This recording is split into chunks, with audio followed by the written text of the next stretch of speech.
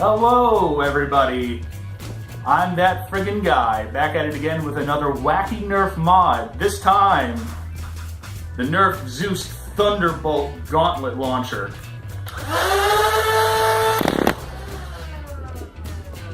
The ultimate backup shot. Pretty much all this is a Zeus that's been given a 3S LiPo. The handle and trigger and everything's been completely removed.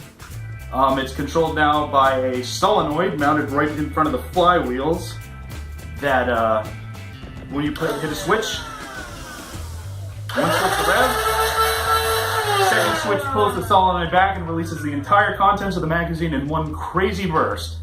This thing is pretty wild. It's actually very comfortable, has lots of space for your wrists, so you can operate your other guns and do whatever else. And this hand will be free.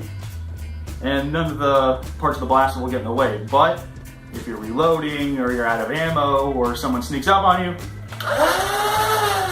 you get that second extra attack. So all in all, I'm pretty pleased with how this one came out. Other than the paint job, the rewire, all the usual in the solenoid, there's not really been any other modifications to this. It's mounted on this arm guard pretty tight.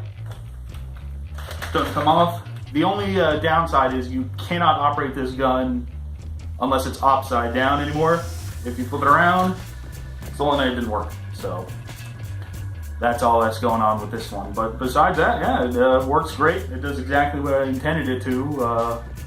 Your spare shot in case you have an emergency of some sort in battle. So yeah, that's all that's going on with this one. Updates. I've started a Discord server for Nerf in the Charlotte, NC area. Links in the description to join if you're interested in meetups or possible wars later on this year. Until next time, I'll see you guys later.